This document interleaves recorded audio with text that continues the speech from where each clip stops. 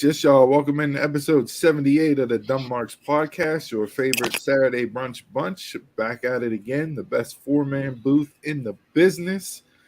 Gentlemen, how we feeling? How we living? Everybody good this Saturday? At least there's not 8 inches of snow out there like last week.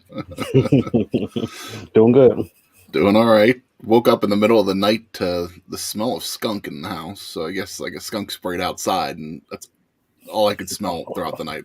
I couldn't fall back asleep until it went away. So that's a way to wake you up in the morning, in the middle of the night. Not the best way to be. Yeah, woken up in the middle of the night. You got to power through. I tried. It wasn't working. Damn, how close was that skunk if it was like all the way? Like it had to have been right outside. It had to have been. It had to You have windows open? No, but I'm thinking it was probably the air conditioners in the back of the house. So I wonder if it sprayed by that, and that just kind of came in. Filtered through the system. Yeah.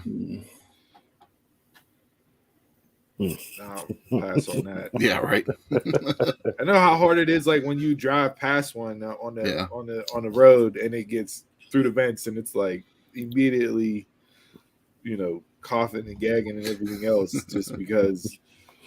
Yeah, that sucks. Good time. I'm in allergy hell right now.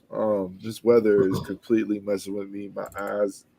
I'm sure I sound terrible right now with the amount of sinus bullshit I got going on right now. So I hate this time of year. All the stuff starts coming back to life again. Trees, pollen, everything else. It just wrecks shambles on me. And they seem to get worse the older I get. I thought they were supposed to get better, but for some reason, mine continue to get worse. Nothing gets better. Might need to change up the allergy medicine then.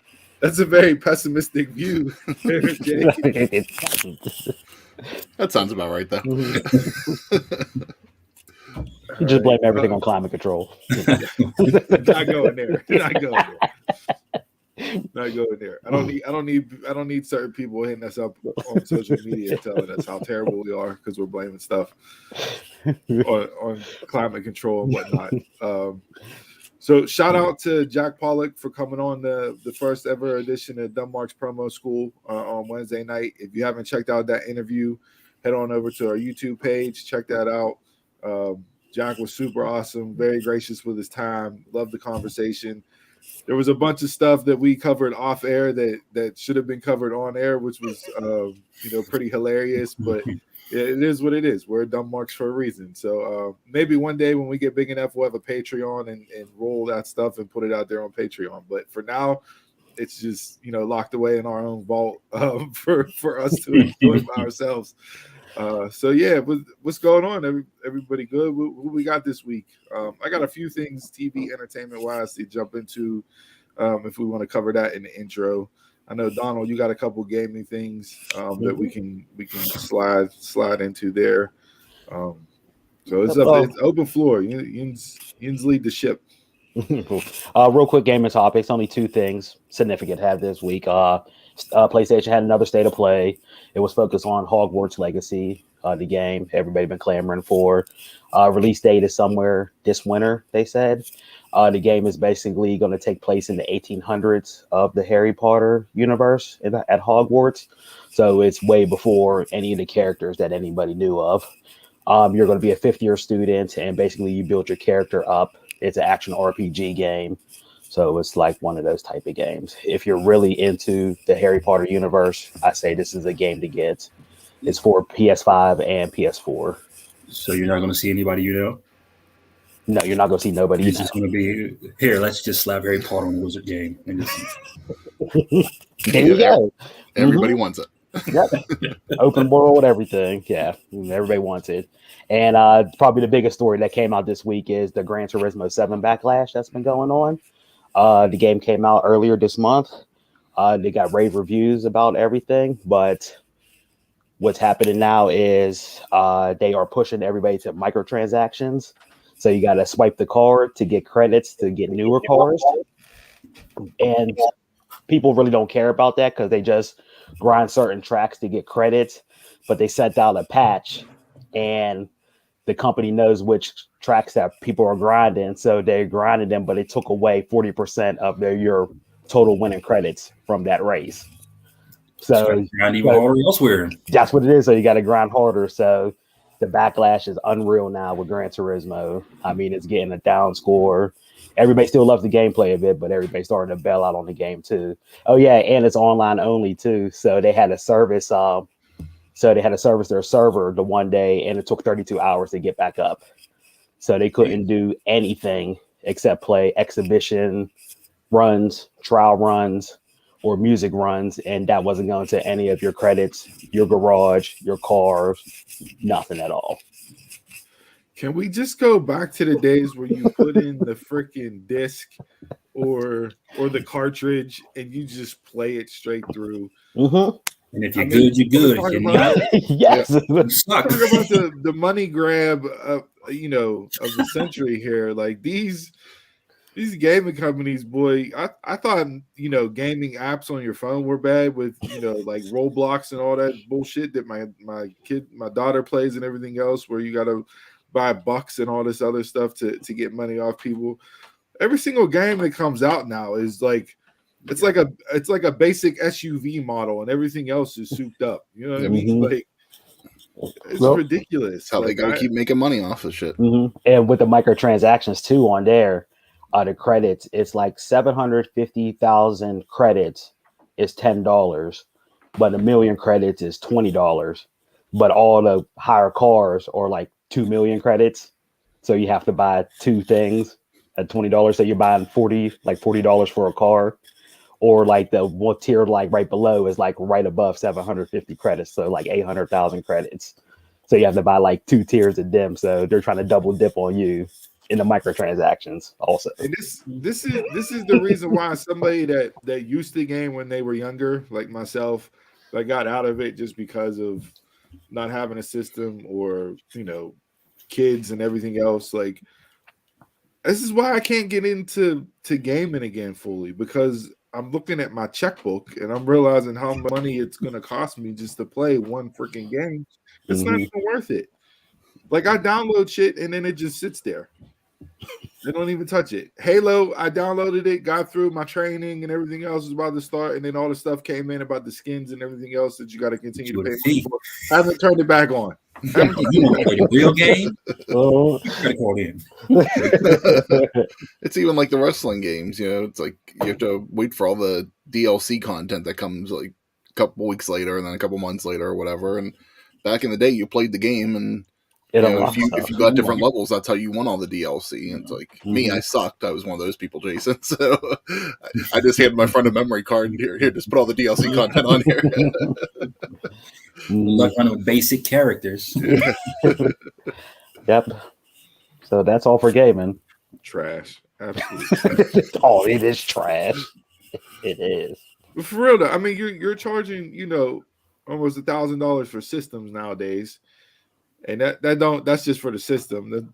Half the time you got to pay another $80 to $100 for controllers, and then you want to talk about a racket? There's a big ass racket right there. Well, even what was it on the PS3? Or was it the PS3 or the PS4 when we got together to play games?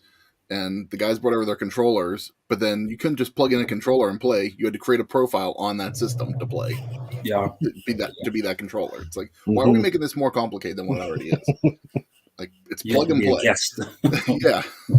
Yeah, we had to put in our PSN information, but I didn't even know mine's off by heart. Yeah, just to play a local. Yeah, not online, just like in the same room. Yeah. Yo, I will sit there and go. Start reset all day long before I sit there and just swipe my credit card. It's not gonna happen. Like, yeah, no, not doing it. Absolutely not doing it. Refuse to. Or I'll buy the preloaded systems and just play the games that are on there, like the Nintendos, the Segas, all that. Like, not doing all that bullshit just to play a video game. You're out of your mind. Everything after the 7th generation has been terrible. Yeah. A couple quick hitters from the TV entertainment space. Daredevil season 4 looks to be confirmed for Disney Plus. Production is set to start soon here for it. So you can go on Disney Plus now and watch seasons 1 through 3. It appears all of the main characters will be back from season 4, but not sure if the story will actually pick up directly where they left off at, or if they're going to kind of start in a new direction there. Moon Knight, it was announced that was a 6-part TV show that's going to start on Disney Plus on March 30th. And then we got the official trailer for Miss Marvel this week, which looks absolutely amazing. So I'm super excited for both of those. Moon Knight, I've been really waiting for Moon Knight just because of the issues that they're going to tackle during the show. So I think it'll be a little different than other superhero shows that we've seen so far. And it's it's a character that not a lot of people know about. So super excited to see the presentation for that and how they run with that. So I had heard of Miss Marvel before, but I didn't know anything. I didn't know anything about Moon Knight, so that's all going to be new to me. But Miss Marvel looked interesting. It's definitely a story I wasn't expecting. Like that, I had no idea that's where it was going to go. So yeah. So definitely excited there for those upcoming shows. I bought. I pre-ordered a few weeks back the new Spider-Man movie, and that showed up on my Vudu account this week. So that's I'm gonna have to watch that soon. Yeah. I saw it already, but gonna have to watch it again. Sticking with comics and the tie-in to our little off-screen with Jack Pollock, the first edition of Marvel Comics sold for $2.4 million. We were talking about collecting toys and everything we had, T-shirts and all that stuff. Man, nice. we weren't around then for 1939, but right. There's stuff from the 80s that can fetch for a little bit. Mm-hmm. My dad talked about all the stuff that he had. I mean, he wasn't really into comics, but he had a lot of baseball cards. But he said that he did have comics growing up, and when he went to Vietnam, whenever he got drafted, he said he came back and his mom tossed everything out. And it's like he goes, I could have paid for your college fund off of some of the stuff that I had. Probably. And you're kicking yourself like, hey, I had that. Yeah. So it's like as he got older and I was a kid, like there was like a convenience store in Swissvale that sold cards and stuff, and like put a quarter and got a couple cards or won a prize, and he would do that all the time. And so it's like we still have tons of cards, but it's all like newer stuff. Maybe one day it'll be worth something, but it won't be like the way it was back in the day. Yeah, I got a bunch of first edition Pokemon cards upstairs that I got to go through and take a look at and go get appraised because yeah. Oh yeah, anything anime wise, boy, it's going hot money now, especially Pokemon. It's amazing how long that's held on. The fan base. Yeah. It goes to show you if it's there, it doesn't matter what generation of child is out there, because you can get new ones hooked based off of fans of the past. I mean, we talked about this with baseball cards back whenever that market started blowing back up again. Collecting baseball cards, football, that basketball, like that's what I did growing up. Like that was a big thing. And now I still have all mine in plastic and in binders and everything else. So I got to go back through those now and see what's hot and what's available to kind of ship off, so to speak. And it's not easy because like if you just sell it as a lot, you're going to lose some money probably. But it's like, do you really have the time to sit there and take one card and go on eBay or whatever and go through the catalogs and see what it's worth, go on eBay, see what people are selling it for, sell it one at a time? It's like, that's what my godfather says he does. He sells one at a time. It's just like, dude, I don't know how you have the time for that. Like that, like you guys spend so much time to do everything for one card. Yeah, no, it's definitely nuts. But hey, I mean, it's lucrative money right now, so you got to get in the game while it's hot, or otherwise you'll be sitting around and holding on to it again until another 30 years go by until it's hot again, and then by that time, NFTs will have taken over. Still has a ticket me out that goes off in the closet every now and then. Scares the shit out of me.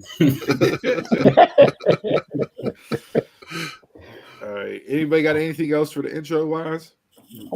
Morbius comes out in theaters April 1st. I'm looking forward to that. And there was also a leak this week. I guess the Batman is allegedly coming to HBO Max in April. Yeah. So sooner than what they were expecting. So, yeah, I'll definitely watch it. I was going to try to go to the theater, but now we're almost in April, so I'm just going to hold out and watch it at the crib. Just a couple more weeks. Yeah, a couple more weeks. I'm going to hold out for that. I did watch The Adam Project on Netflix. I don't know if you guys had heard about that one with Ryan Reynolds. That was pretty good. Watched that last night. I enjoyed that. Donald, if you watch it, I'm really interested in hearing your thoughts on that. My mom watched it. She said it was good, so watch it. Is that the one with Mark Ruffalo? Yes. They said can lead into a 13 going on 30 reunion? Sequel? In a way. That's all I'm here for. Jason loves his rom-coms. The rom-coms. All right, and nothing else for the intro? Nope. No. Slow week in the snack world. I will say this, though, even though we're not doing a full edition of Smash or Trash, I had Sour Patch Kids strawberry the other day for the first time. I didn't even know they made strawberry. Yeah, I had them. They're number 2 on my list behind watermelon.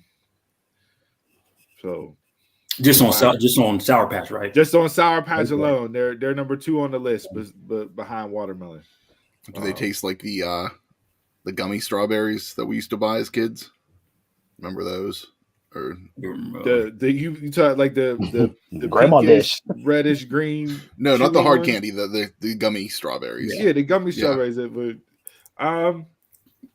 no, they don't have that type of texture or taste to it. It's more like a true strawberry flavor. Okay. For as much as a candy can have a true flavor. Yeah. It's artificially true. Yeah, it's artificially true. Yeah. So, but no, they were pretty tasty. So yeah. But I think we'll have enough for a true smasher trash next week, depending on what comes out. So, all right. With that being said, if nothing else, let's get into Bell to Bell.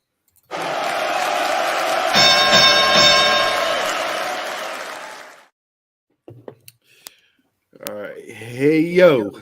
Had to do one at least. Sad news this week. A true legend and an icon in the business passed away. Razor Ramon Scott Hall due to complications from his hip surgery. What an innovator, somebody that is definitely credited with, and we've seen it this week. And you've heard all the big timers talk about it, but definitely somebody that changed wrestling history for the better, some would say or argue. I don't think you can say it wasn't for the better. Well, maybe you can, depending on what argument you take, what you pick up. But yeah, true legend, one of my favorites. Probably the coolest pro wrestler I think I've ever seen on TV. Yeah. Character-wise, presentation-wise, just, oozing machismo, man.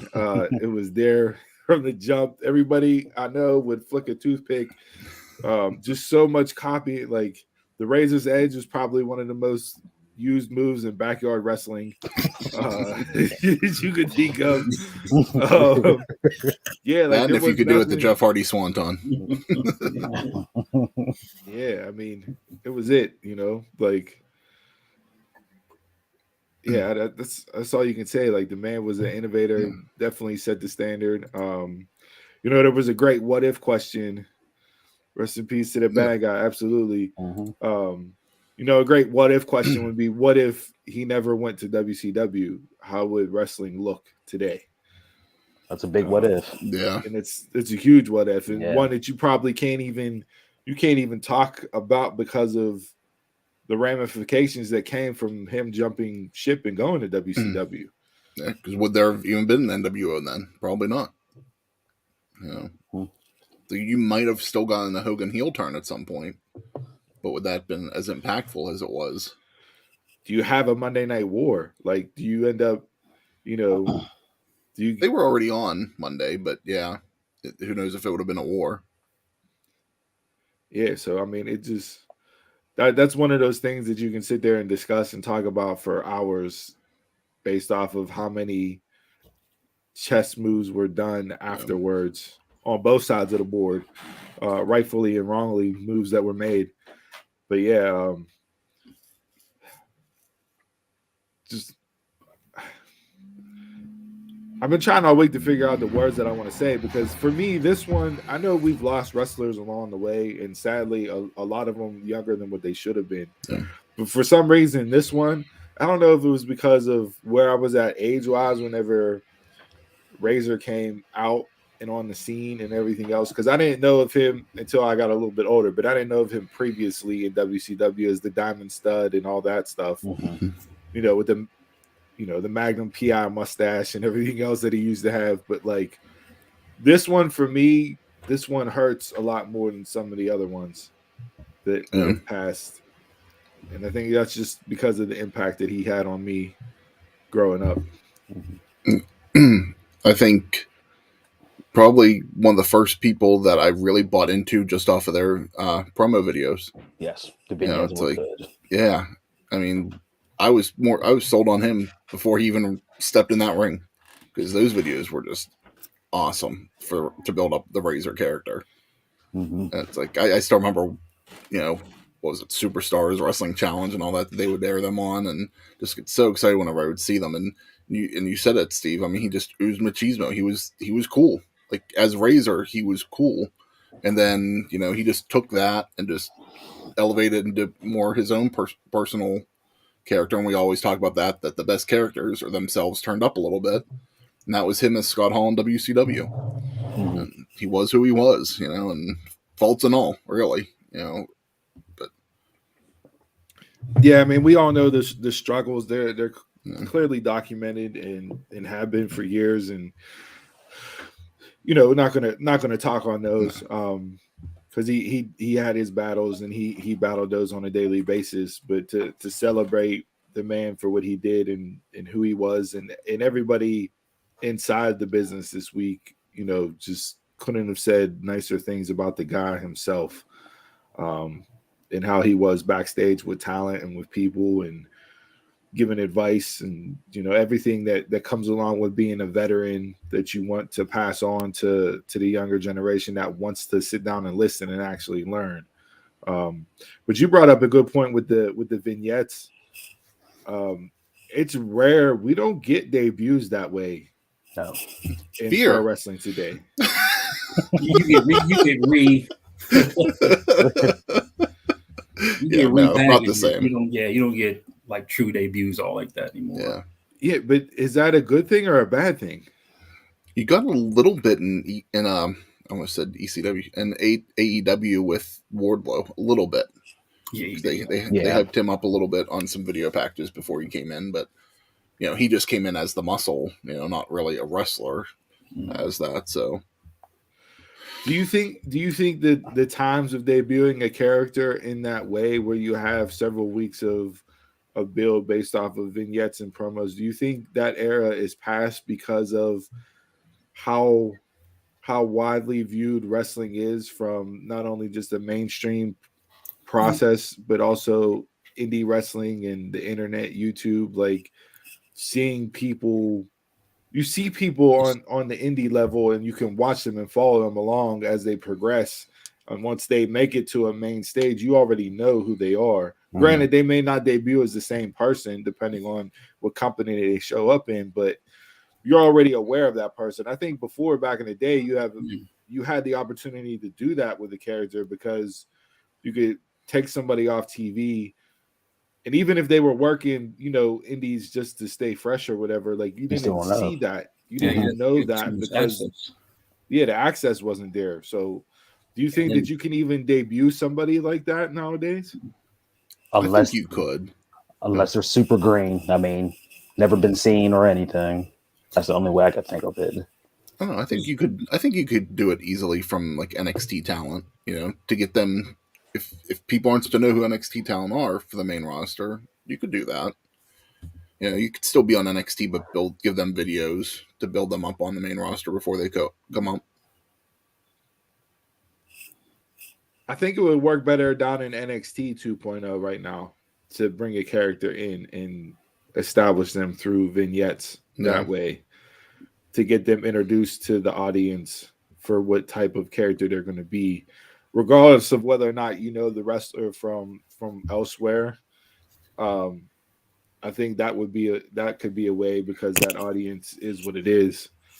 But to try to move them up to the main roster and do it, I don't know if you can, because you see them on NXT. And then again, you got to live up to the hype too. Razor did. True. Yeah, Razor did. There was definitely people that didn't.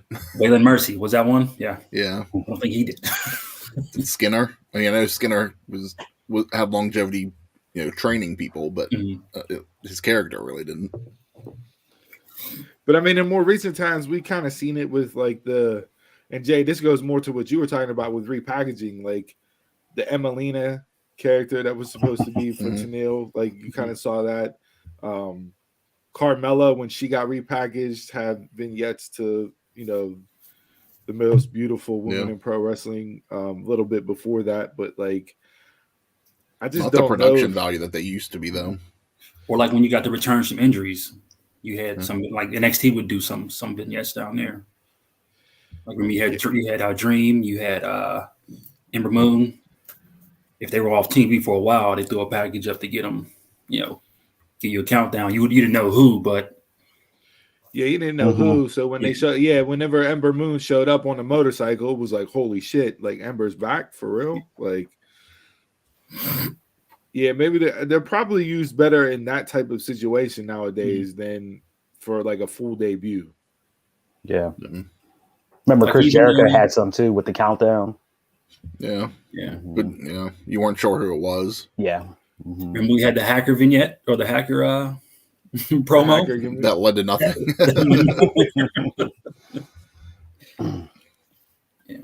I mean, NXT did that a little bit, like with the Sami Callihan character. That was, you saw that in the original NXT days. It's just fascinating that what continued, like what moves forward in wrestling and what kind of gets left behind. And to me, that introduction of a character, Xia Li. Yeah, she's the most recent one. Yeah. Yeah, it's like it seems like they'd rather like in AEW they'd rather have the surprise than they'd have the build up. But that goes back to us saying where like the individual, so them walking out is more of a, I don't want to say impact, but for lack of a better term, they have that coming out through the tunnel onto the stage is more impactful than running 3 to 4 weeks of vignettes and then showing up, because it's like, holy shit, Adam Cole's here, or Daniel Bryan's here, or like whoever they've debuted over the time. Like, we already know it's true and contracts are signed. But then before that too, like during Razor's time, like when they flipped to WCW, you really didn't know about wrestlers' contracts like that. No. Yeah, like the wool was still pulled over my eyes. I was like, hold up, what's Razor Ramon doing on WCW? I remember watching that live as it happened, and I'm like, I was like, what's he doing?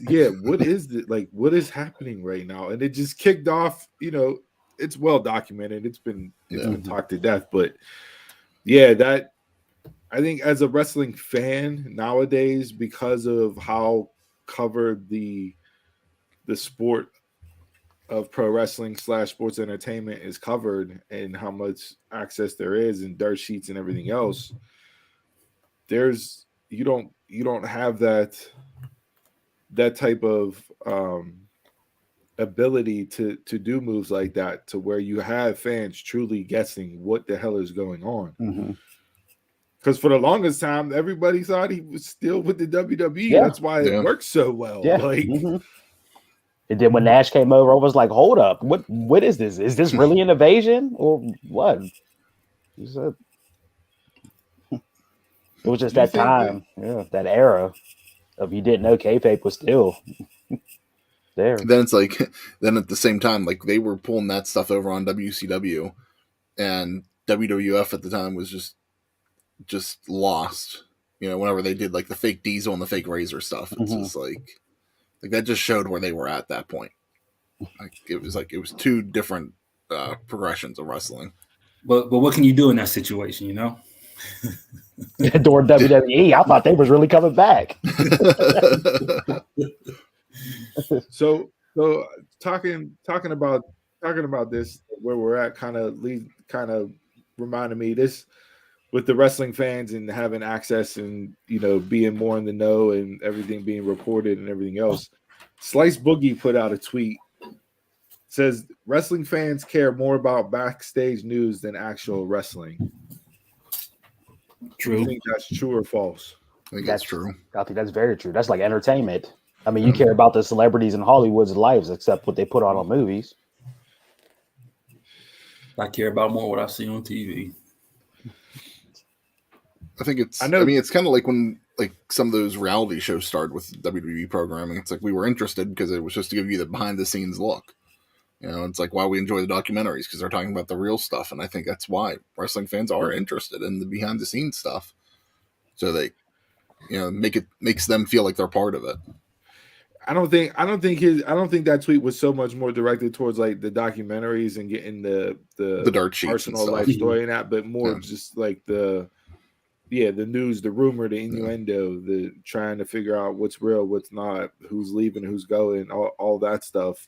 Like you said, it's the TMZ wrestling version. That I know, Jay, you say keep your head out the sheets. No, I can't escape it. Like I'm scrolling on Facebook. I'm in one wrestling group. Shout out to everybody who watches that's in it too.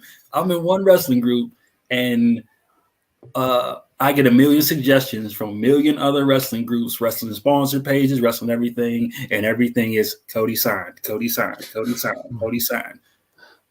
I don't even follow these pages. I'm trying to scroll my page, seeing how my friends are doing. No. Cody signed.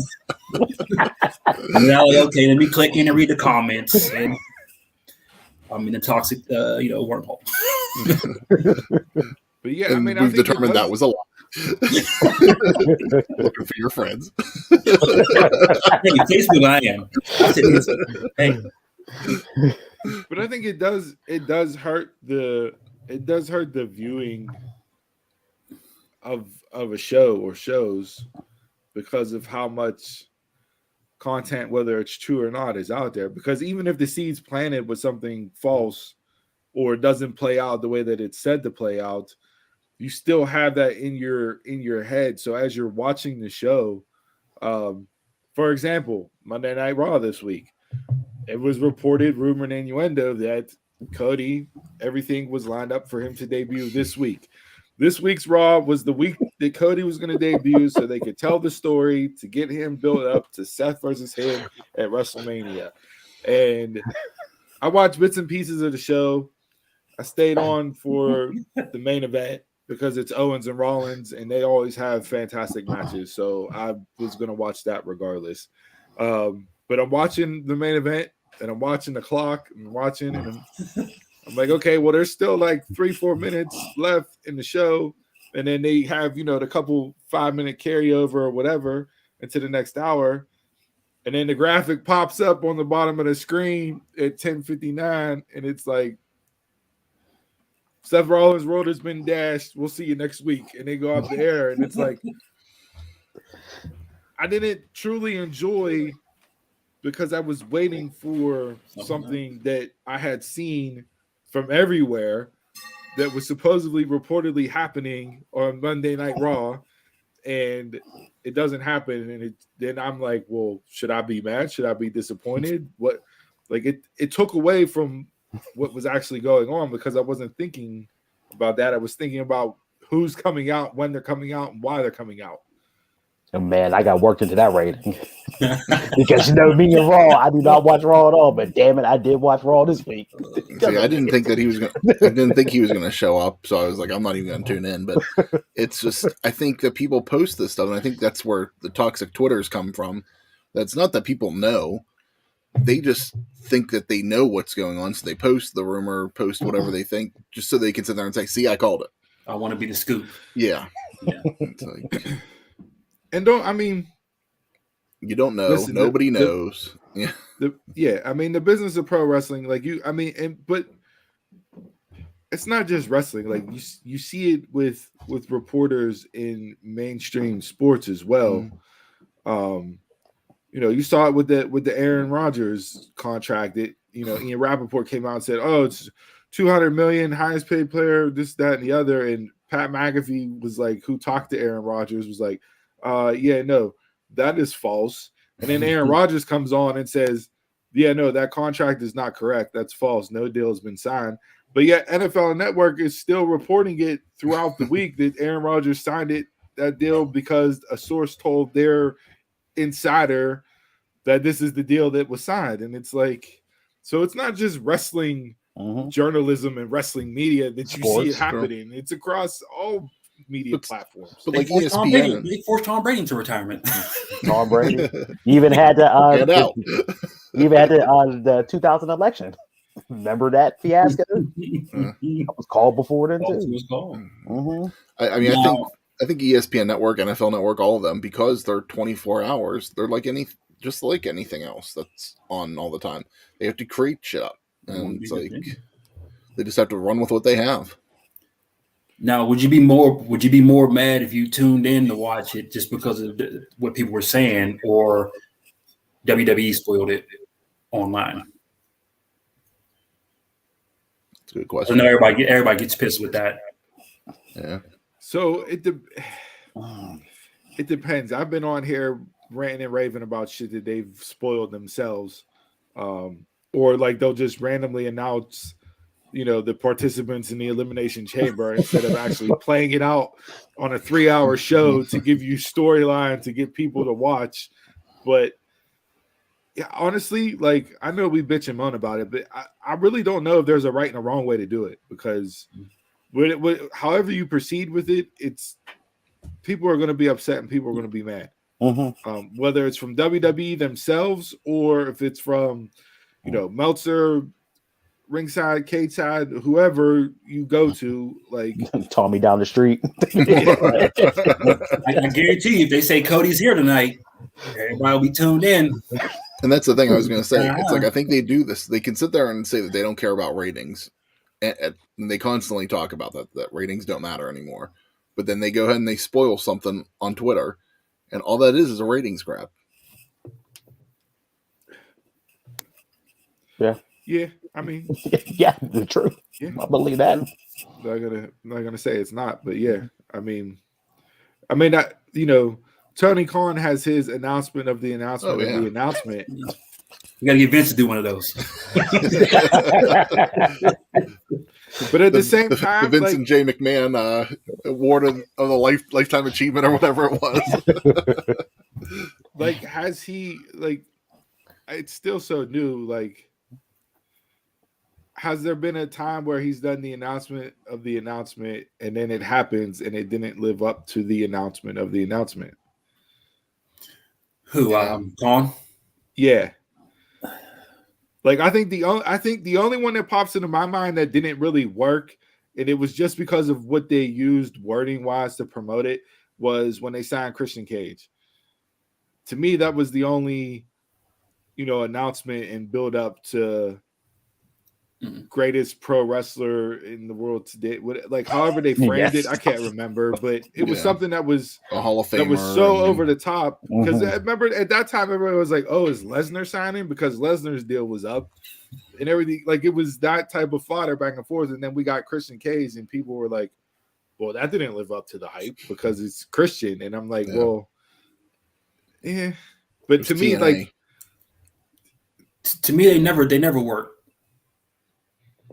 And it's not me being like, I don't like AEW as much. Like, remember we were talking about Peacemaker and you told me it was something about to happen, Yeah, it wasn't a surprise as much because I was going in expecting something. right. So you're expecting something, so it's never going to live truly up to the build for me. So then, are we just better off just not doing the announcements at all and just having it play out? Not the announcement to the announcement. Come on, do the announcement. Just come out. For me, I think the only one that's really completely lived up was him coming out talking about Ring of Honor a couple weeks ago.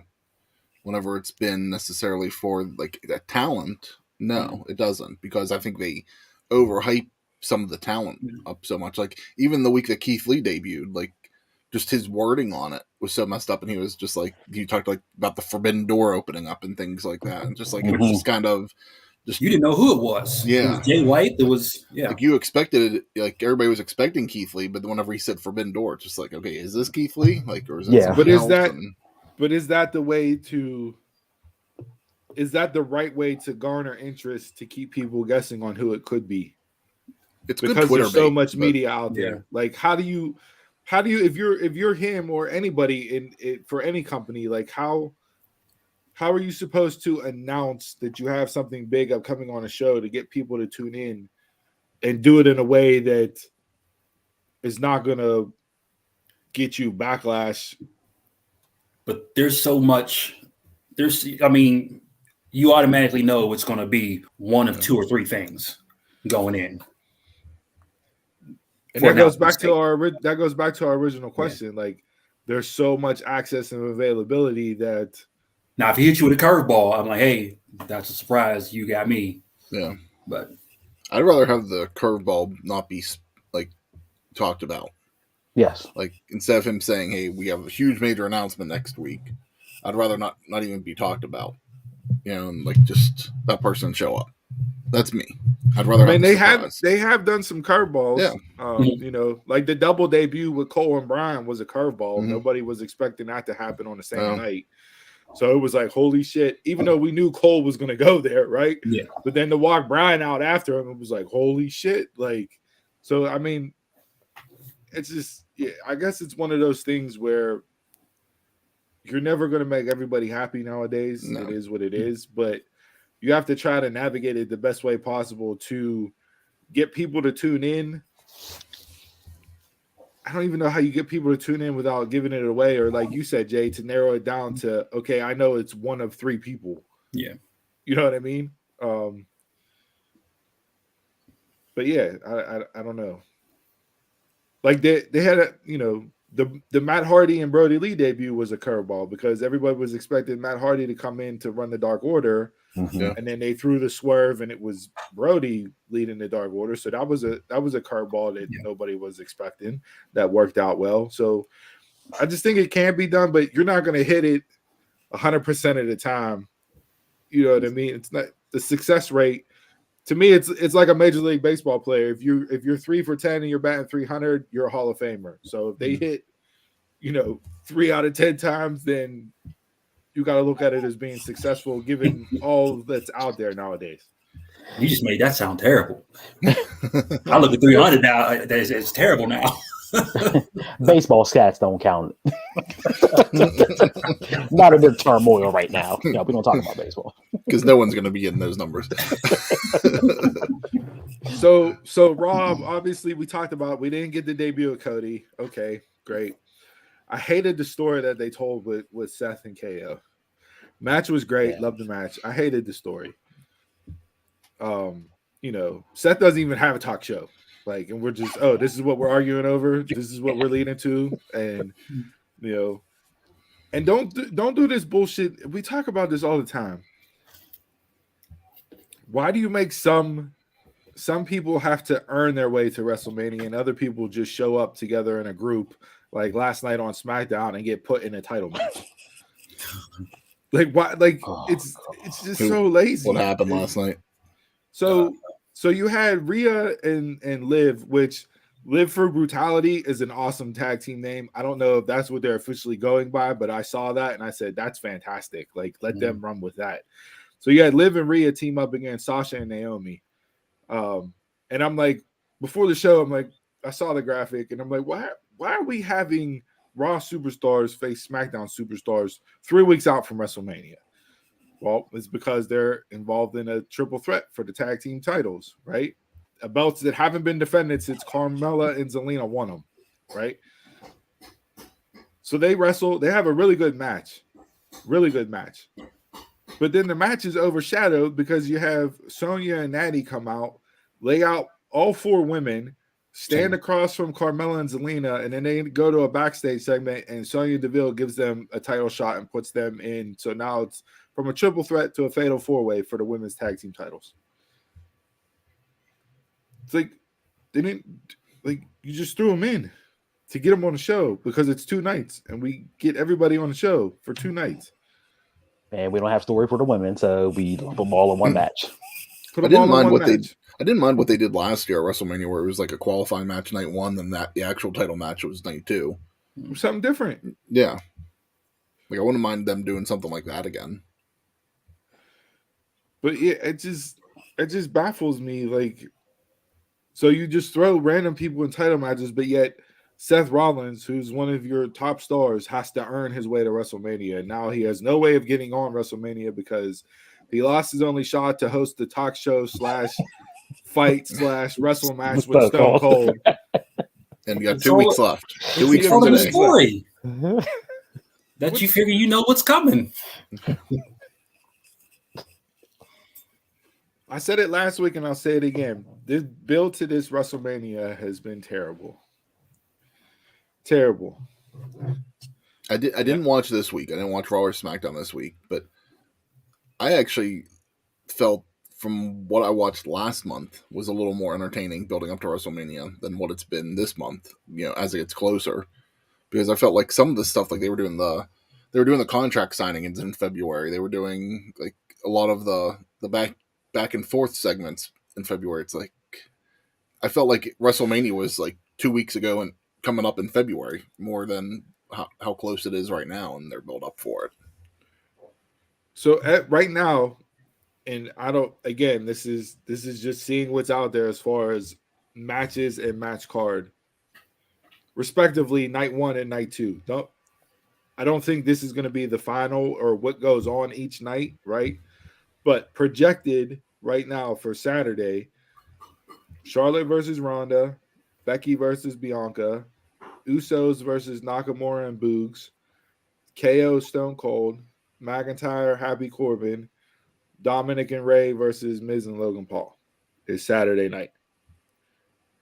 Sunday, Lesnar Reigns, the women's tag team fatal 4-way, anything goes match with Sami Zayn and Johnny Knoxville, Edge versus Styles, and Pat McAfee versus Austin Theory. I'm more interested in night 2. I wouldn't put 2 women's on the Yeah, 2. Yeah, 2. Yeah, Becky and Bianca got to be in Sunday.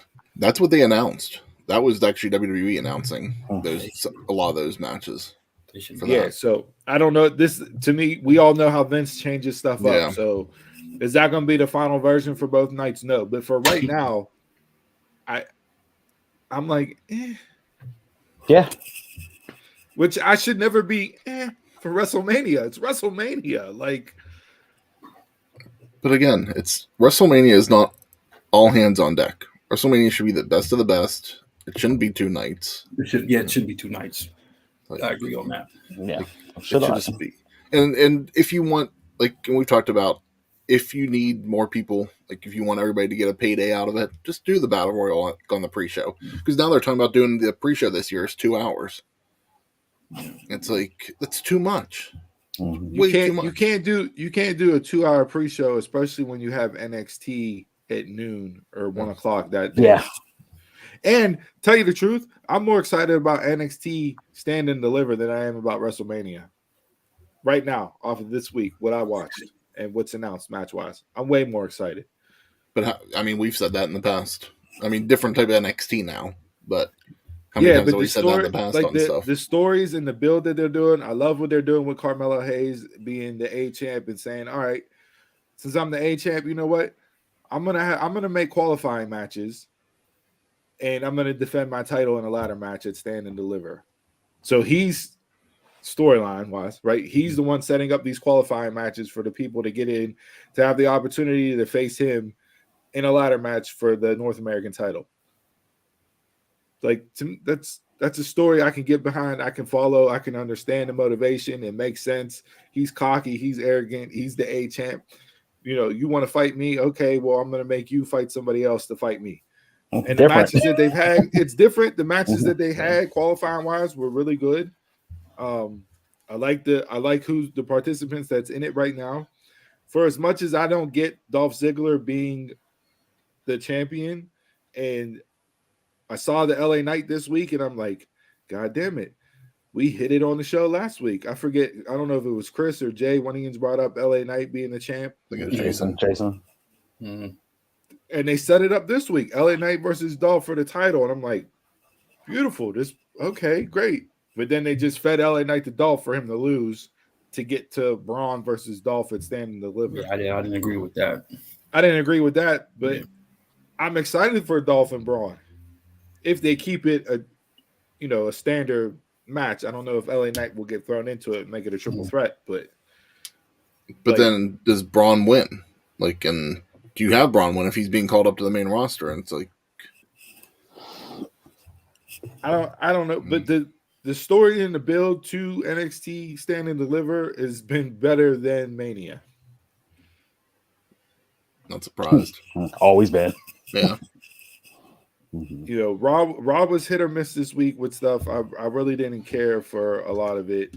SmackDown last night, they are literally just throwing anything into this Lesnar Reigns bullshit.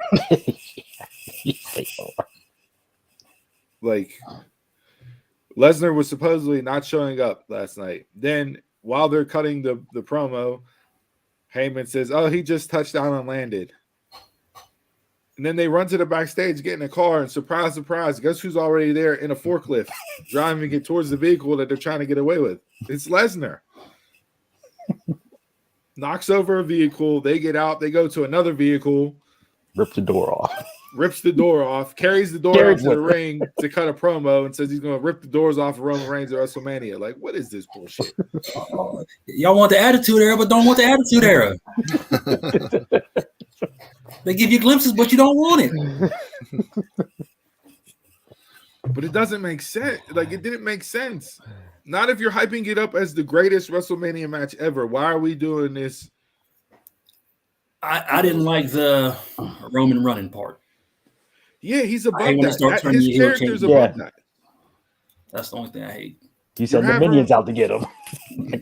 The tribal chief. You're having him be that chicken shit heel that runs away. You know what I mean? Like that. His shirt, it says God mode. And it's a great shirt. I would buy the shirt except for the fact that it has his silhouette in the background. If it was just the wording, I would buy that because I love everything that it says on there. But don't have God mode run away just because Lesnar touched down at the airport. Only to be surprised by Lesnar on a forklift.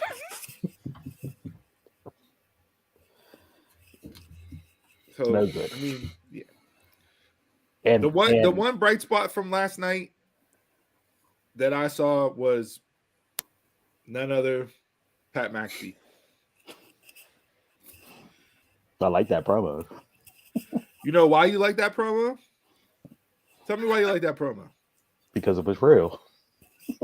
It was him talking, him speaking, not a written promo. And they already bleeped out douchebag on the YouTube replay. But it was such a good promo. It was. I'm over the catchphrases now. Which catchphrase? The Stone Cold in the Rock.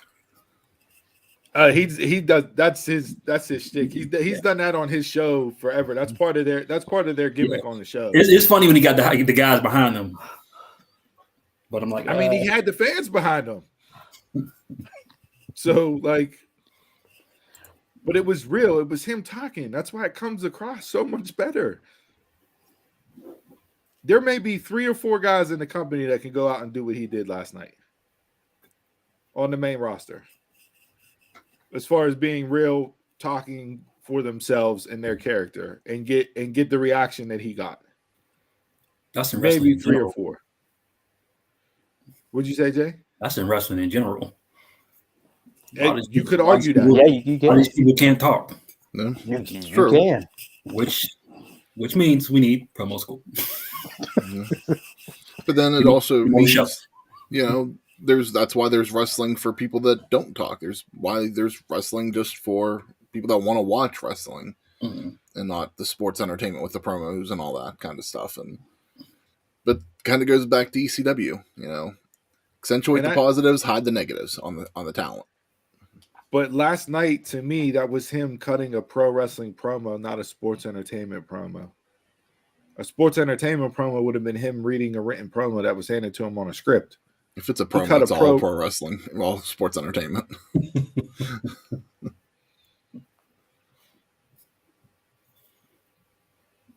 I disagree with that, but it's kind of like the argument we had a few weeks back. It's just like anything in the US is sports entertainment, not like pro wrestling. And I'm sorry, Charlotte and Ronda is not doing it for me at all. Not as a main event. Becky and Bianca, I said last week, they've been the better story. They got me more invested in what they're doing than Charlotte and Ronda. I enjoyed it. Just last night was just sloppy around the ring work. I didn't see it, but that's usually how they both are. Yeah, I think. It was sloppy. Like when she pulled Ronda out the ring and she almost busted her head off the apron. Yeah, it was. Yeah, that's not doing it. Just as long as Ronda's got herself in shape for the match. I don't need her being Ronda from the Rumble. Well, man, that's first time back in 3 years. Yeah, and I agree. I think she'll be back, and I think she'll be in ring shape because hey, that's what she's done for UFC for how many years and stuff. But as long as she can go in the match, I'll be happy with it. Now, if you put the belt on her, do the fans turn again? See, that's what I was thinking, Jay, because they're building her up as this babyface, and it's working because people hate Charlotte. But once she becomes a babyface champion, after Charlotte, you have no other heels for her to run up against. No. So who do you do? Unless you bring Bayley back and Bayley turns on the fans, and because she's going to get a babyface reaction when she comes out. Yeah. But other than that, they have nobody else. You got Sasha as a babyface right now with Naomi, and I'm not even going to get started on how you have Sasha Banks involved in a four-way tag match at WrestleMania when she's arguably the best woman in the company. Is she still healthy? Yeah. But I don't know. Like,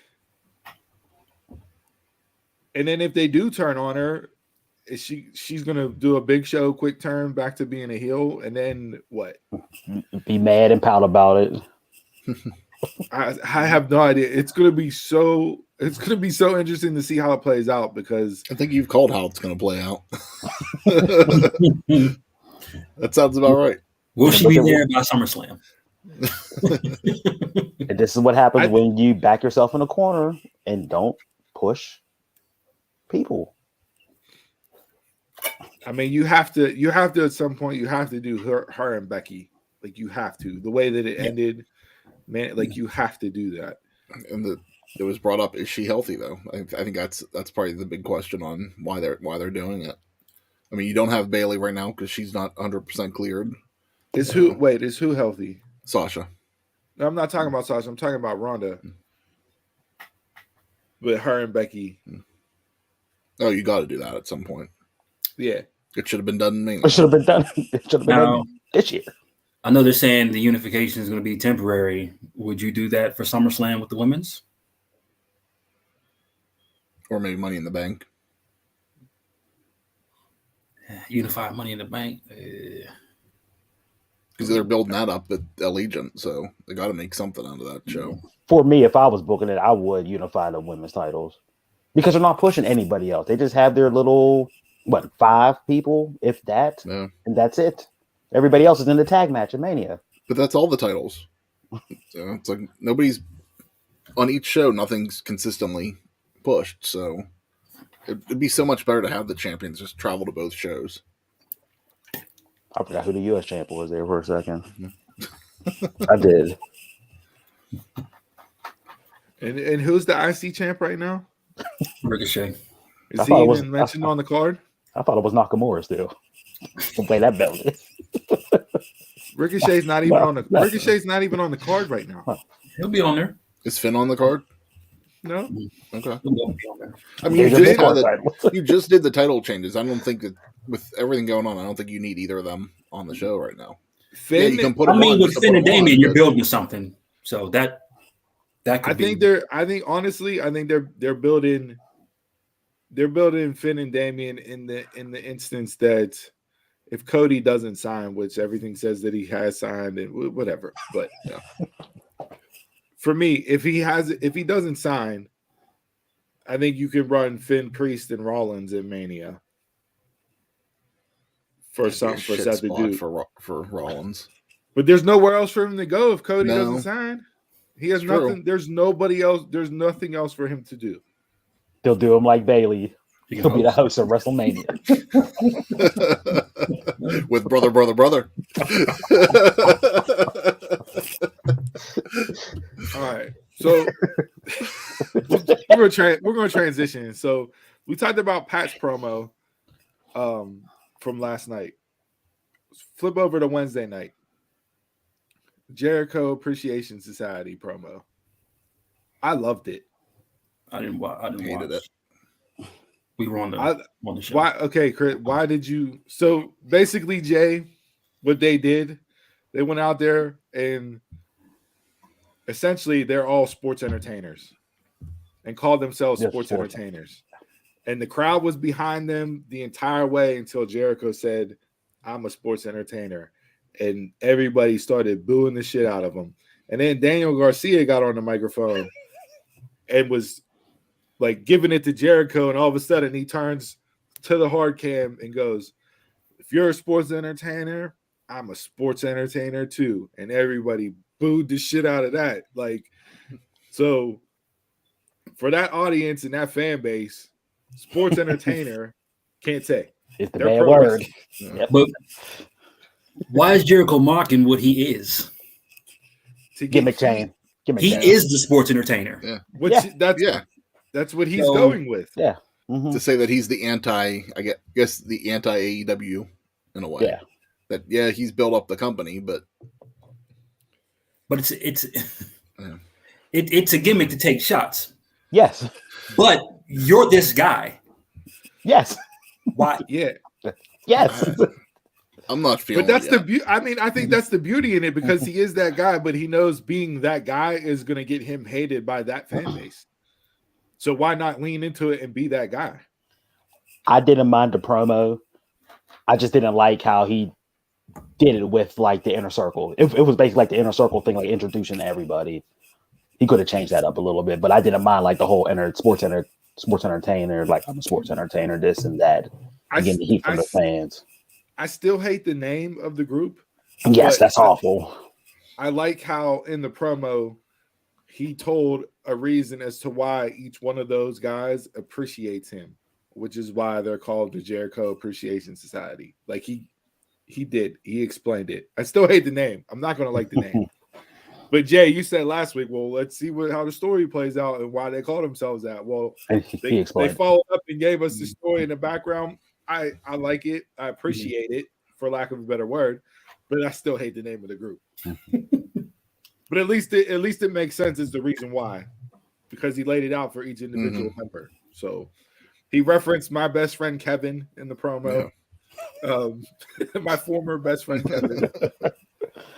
I like it too because it puts Garcia in 2.0 on a higher level. Me pushing young talent. Let's get them pushed. So yeah, I mean we'll see where it goes. It explained Sammy walking out on him, so that was like the loose end, from turning on Santana and Ortiz, and he just basically, Sammy walked out and gave up on him.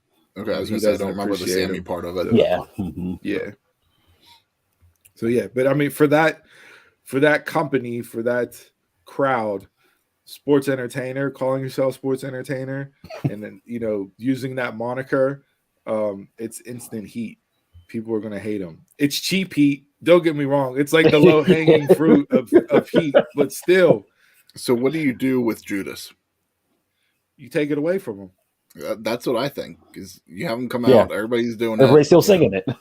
I would have him come out to it, and as soon as they start getting into it, I would do over the loudspeaker the hard record scratch, and have them play the most or the most sports entertainment theme generic come up with. Generic rock music.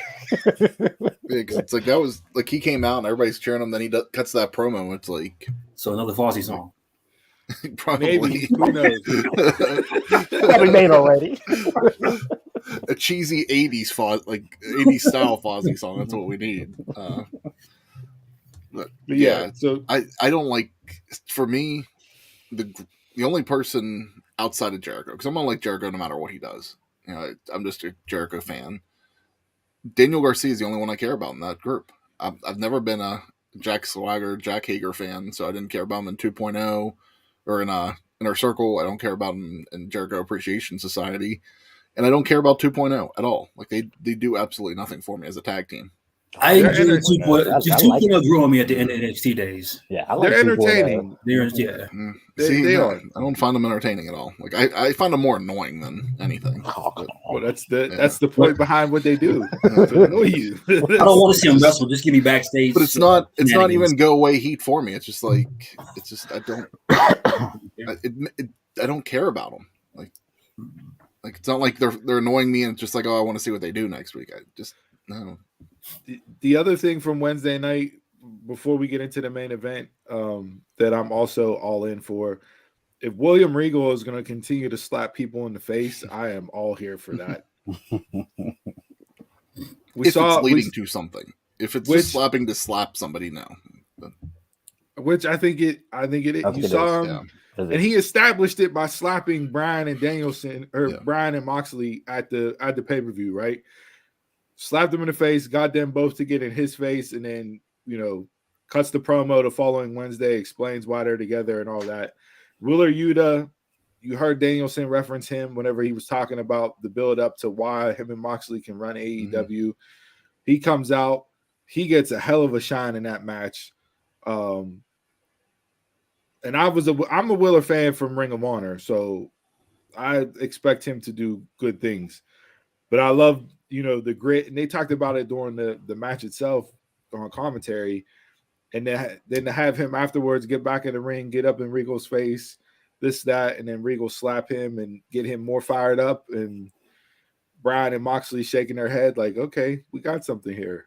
Only for Regal to turn him down and say, I think you better step out and leave before it gets worse for you. So it's not an automatic, but they're planting the seeds with it there. And he doesn't fit with best friends anyways. No. I was going to say that too. Yeah, if he goes with them, I like the rotation that AEW is doing with the stables. Getting fresh stables in, like Eula going with them, the Jericho Appreciation Society. Who else? I had somebody else. House of Black is new. Yeah, the House of Black is new. Like, changing it up. Just not sticking with the same stables, just going through. The whole elite, you're not sure where that's going right now, too. Right. Mm-hmm. Yeah, so I'm definitely liking this. Like you said, Kingston and Santana Ortiz, somebody's like fresh stuff coming in. Obviously the big thing Wednesday night, we had the women main event in the first ever steel cage match for women in AEW. We see the title change. Thunder Rosa beats Dr. Britt Baker, DMD, to be the new AEW women's heavyweight champion in San Antonio, her hometown, to a huge pop. Huge pop when she came out. Mm-hmm. The big fight field with the mariachis and everything else. I'm not sure. I got to go back and rewatch it because I'm not sure if I liked it better than the Lights Out match. For me, the Lights Out match was up there in my match of the year conversation last year. Mm-hmm. I like some of the callbacks, but like JR said during the show, like, why we have chairs and thumbtacks in a steel cage? Like, yes, And the cage was different for this match too. It's like it was like part cage, part Hell in a Cell. Yeah. Mm-hmm. Yeah. That's one issue I had with the match. There was no need for all that extra stuff. Mm-hmm. It then a cage you couldn't escape from. It was only by pinfall or submission. But they made that clear from the get-go. And Tony Khan announced that whenever he was talking about it on Busted Open. He said there's no escaping. This is so that way there's a fair match. You have to win by pinfall, submission, or knockout.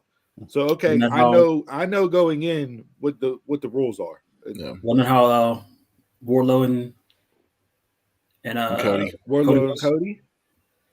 Yeah, I think it was pinfall. Yeah. Yeah. At least it ended pinfall. But then why would you go climbing up the cage? Because she was just trying to get away. Once she realized she was trying to get away, the doors closed and oh shit, I'm in it. Yeah, just playing up that heel thing. Like I need to get away. Yeah. I think last year's match I enjoyed better, but I didn't mind this match. No, it was a good match. I just didn't think the thumbtacks and chairs wasn't needed. Yeah. Can we stop with lights out matches? Since everything's a lights out match. This one wasn't a lights out. It wasn't. Yeah. It's all the same thing, though. No, lights out match isn't sanctioned from the match. Yeah. It doesn't count. No, but he's saying the match itself with everything that they did inside the match, it was a lights out match. Yeah, I get that. Out match. Yeah. I don't like the lights out matches because then it's always guaranteed that's the last match on the card, and some of them I don't think need to be the last match on the card, and like it's sanctioned. Like, yes, I get it's supposed to be unsanctioned, but they're sanctioned. But I mean, if you're gonna do a lights out, it has to be for a reason, and you can't. Yeah. The stuff that you do in a lights out match should not be done in any other match that you have. Period. And that's to your point, Jay. What you're saying, they're doing thumbtacks, they're doing chairs, everything else. Like it's no different than lights out match. Only this one counts and is for the towards the record and everything else. Like I get that. I agree with you there. If you're gonna do them, you got to make them. The one complaint I saw about the match on Twitter was Thunder Rosa powerbombed Britt into the thumbtacks, and Britt just rolled out of the ring and smacked her with a chair. Just like they go, like, where was the sell on this? Like you get powerbombed into thumbtacks and you no sell and then attack the person. Just like, okay, I can understand that. I agree with that to a point, but I think time where they were at in the match and the time that was left, I think like they kind of not that they had to rush into the next sequence because that was right before the finish. If I remember correctly, or it wasn't far away. So, what was the chair shot needed? Like you could have cut that, I think. Well, then that's my issue. You need to have, if this is your main event, you need to have a hard time no matter what. Mm. I don't care who you cut short. You could pull a match or two. If you can't be rushing your finishes, and they've done it a ton of times to the main event matches. Mm-hmm. That's why sometimes they had the main title fight or, the main event in the beginning. And how many false finishes were there in this match, too? Yeah. Like there was a few of those. Yeah, there were. But I think the false especially finishes, at the end. But I think the false finishes were after a situation that required a pin. So, like, she drops Britt on the chair setup, right? Britt stacked the chairs. She dropped her on her back and then she hopped down and went for a pin right away and got it. Like to me, like logically looking at it, I'm gonna go for a pin there after that move. Yeah, you know what I mean. Like even the power bomb, I think there should have been a justifiable pin there, and it would have made sense in her kicking out. Just like okay, that would increase the anticipation for the end of the match a little bit more. Yeah, and for all the people, Britt put out a video today, I think it was, or was it yesterday? But for all the people that are, online talking about, the thumbtacks aren't real and they're gimmicked and they're fake and yada. She put out a video of her arm and the bruising and the holes and everything else. Like, she's like, everybody that's saying that it's gimmicked and it's not real and everything else. And she showed like her entire arm was black and blue. You could see every single hole where the thumbtack was at and everything. And she ended it by saying, kindly fuck off. Like, I came away more impressed with Aubrey Edwards. Yeah, because she got some too. Yeah. There's no way I'm making that pin. She was counting into the thumb. Yeah, tag. she's counting the tags. Yeah. I'm like, this is y'all two. That's y'all beef. Y'all squabble. I give you the 1, 2, 3. I give you the pack or something. We've even seen that we've seen stuff in the past, like in thumbtacks, like where the ref doesn't maybe not even hit the mat. They just go 1, 2, 3, or they'll go to the side a little bit differently. And yeah, whenever I saw her count wearing the thumbtacks, I was like, shit.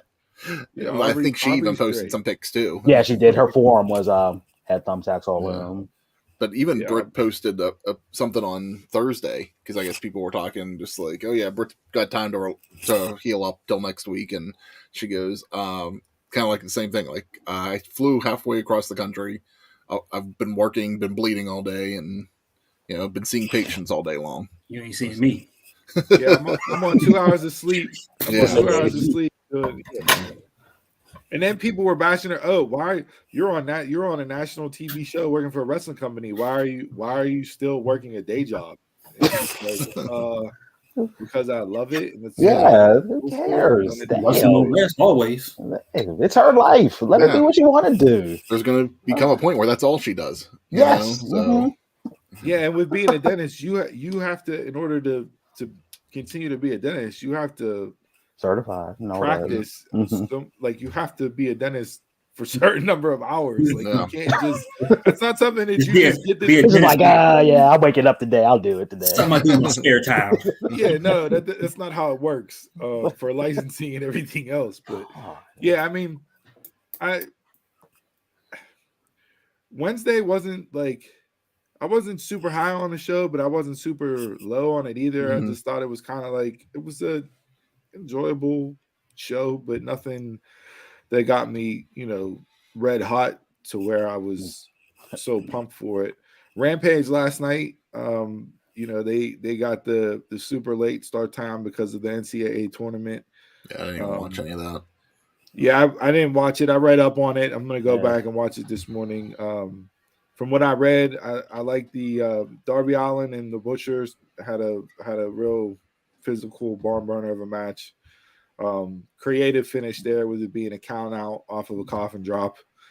You don't see too many of those in AEW, but that makes sense. If you hit a coffin drop on the outside, a man shouldn't be able to get up and beat a 10 count, right? Like, so I like that finish. I'm interested to see where the Keith Lee Swerve stuff goes. Common enemies between them two, the Acclaimed and Team Taz. So I'm excited for that. I'm a huge Swerve fan. I liked on Dynamite whenever they did their backstage thing and Swerve walks off and the Acclaimed just looks and go, wasn't he a rapper? Yeah, Max Caster goes, isn't he a rapper? Yeah, but no, I'm interested to see that. I enjoy Swerve made waves and showed up in New Japan, took on Jay White. That was a really good match. They teased him, Jay, wanting to bring him into the Bullet Club, and they teased that. But they had a good match there. And then New Japan, the Bullet Club drama played out. They took out Tama Tonga, Gorilla Destinies, and Gato. So everybody siding with Jay White. Tama Tonga put out a video, really good. I think it wasn't even a video. I think it was an interview after the match, like how they have about a 2.5-3 minute clip of him talking, kind of soul searching where he's going to go next after putting so much blood, sweat, and tears in the Bullet Club to have everybody turn his back on him. Just good pro wrestling there, story wise, and that. So and it's good that they're keeping it fresh too. Is this becoming an NWO? Yeah. It's always been. It's always been. But it's like, I mean, like you got to the point where it's like, what? I think right now this is kind of reinvigorating it a little bit more than what it was because I was kind of played out with the Bullet Club there for a bit, and then I don't mind that they keep it limited. Yeah, right now the stuff that Jay White's doing, I'm enjoying it. But they haven't overdone it with bringing people in. Yeah, which is the difference. So, like, you've seen different iterations, but it's been more like coups raised from original members or people that have been in the group forever to take over the spot. You know what I mean? Like, they talked about they talked about the history and then bringing Jay White into the group and why they brought him in and everything else in an interview video type deal. And like you look at that image and that stuff, people that are still in New Japan that were in the group at the time are still in the group now. So it's not like they're adding a bunch of people in constantly like the NWO did, where it just got so convoluted and everything else that it was half your washer was red and half your washer was white. Yeah, it was a joke at the end of it, you know. But yeah, I'm really enjoying what they're doing with the Bullet Club stuff right now. Moxley called out Will Ospreay in a good promo. So you want to turn the video off when you sent it. What's that? You almost turned the video off when you sent it. It was like the screen was black, and I'm like, "What's going on?" Like I kept clicking on the screen's black. Moxley popped. I'm like, "Fuck this."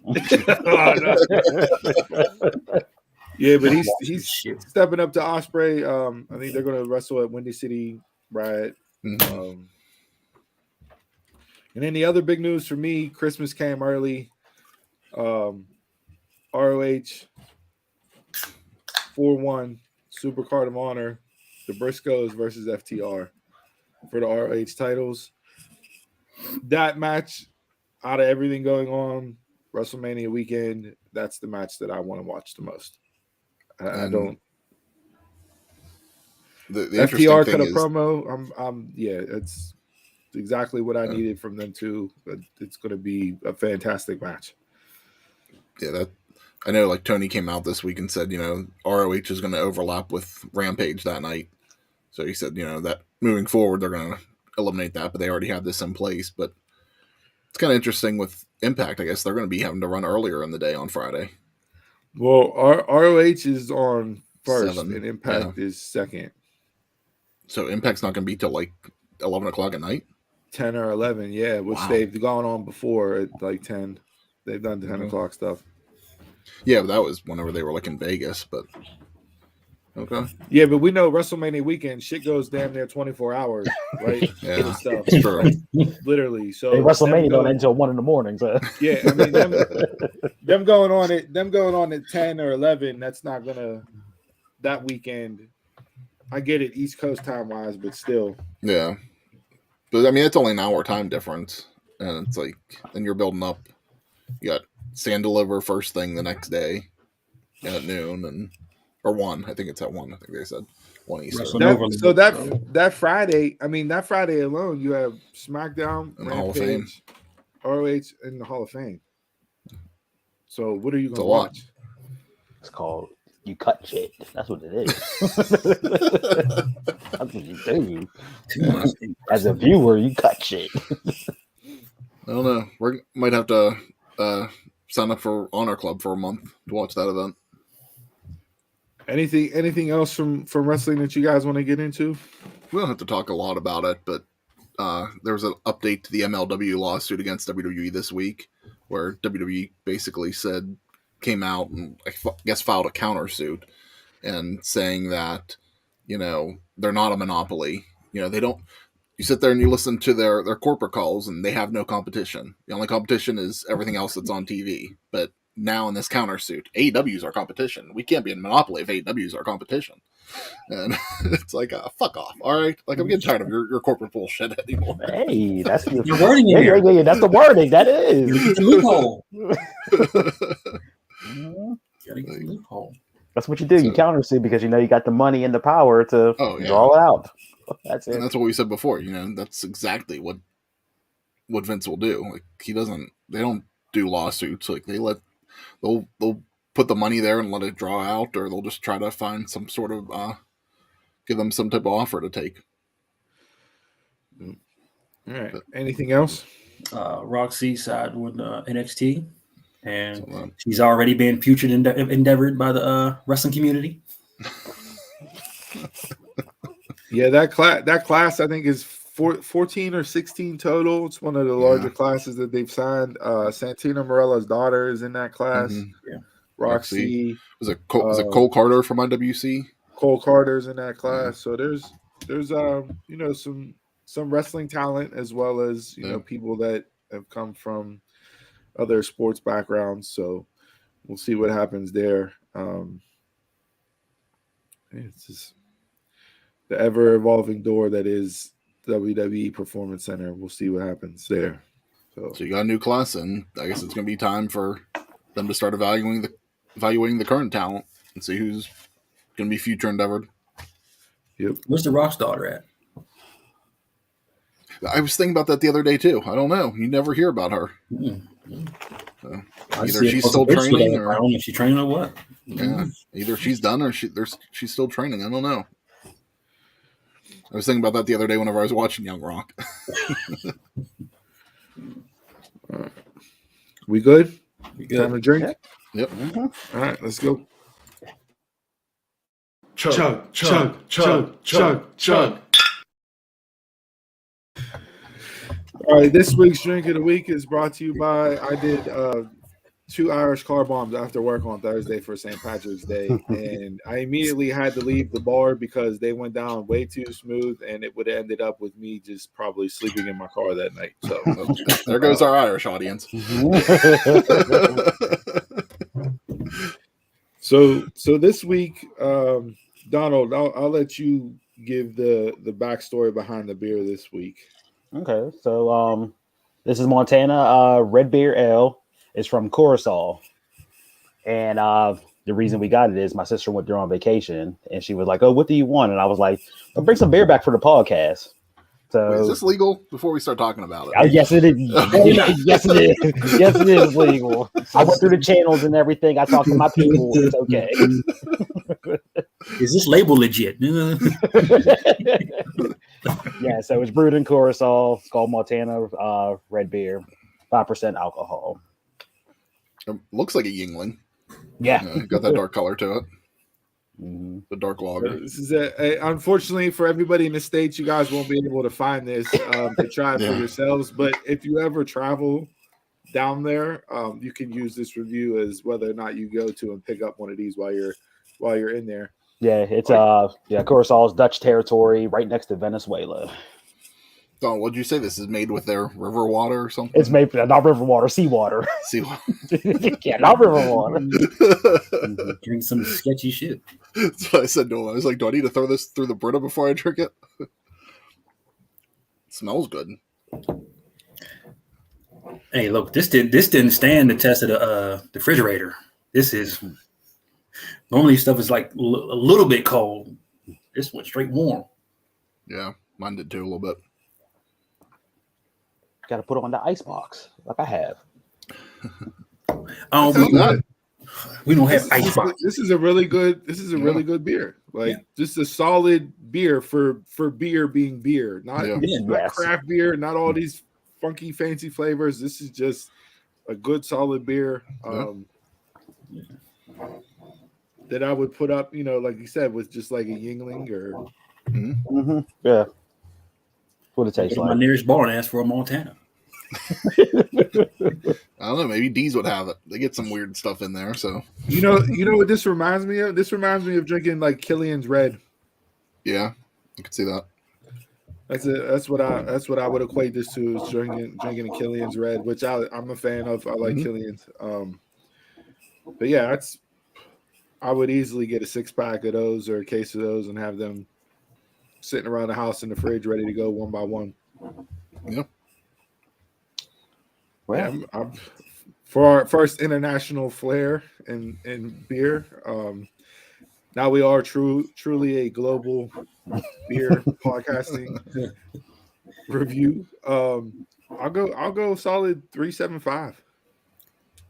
Yeah, I was thinking around 3.5. Is it bad that every time I enjoy a beer, I think I might have something? I might have to tell it. Slowly but surely. I'll have another. I'm gonna give it a 3.5. Yeah. We'll go around. I'm gonna give it a 3.5 too. I like the multi flavor that I'm getting in there. Yeah, had a good smell to it and the taste was good. Yeah, I'd get this again. Yeah, I'm more of an ale and lager guy myself, just in general. Generally speaking. So, yeah, this was Yeah, I got no gripes about this. I'll thank you for your sister for picking it up and bringing it back. This was really enjoyable. I have some other stuff too from Venezuela itself that I'll probably be making videos for and sending them and putting them out. No. Yeah, I have 3 more. Don't give us a good beer and then hoard the rest. don't do that shit. He got to get himself over. He's doing it himself. Come on, man. They only go buy back so much, Gosh. You don't come back with trash on your own pick. She can only bring back so much, but there just happened to be some extra room for your stuff. All right. Well, unfortunately, I can't tell you guys to go out and pick this up, but definitely listen to it as a review here. Good, solid beer. If you're ever vacationing or traveling down there, by all means, stop in and grab one while you're there. And then in the meantime, hit us up and let us know what we should try to find to review on the podcast next. We're always open for fan suggestions to let us know what we could bring on the pod. So with that being said, to good ships and wood ships and ships that sail the seas, but the best ships are friendships, and friends will always be. He brought the toast.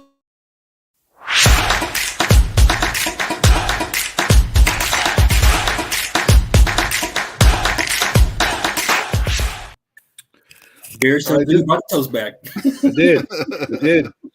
This week in sports, the NFL is king. It doesn't matter what time of year or what's going on. First week in March Madness, you think that everybody would be talking about college basketball. We had some major upsets. I watched St. Peter's the other night on Thursday, upset Kentucky.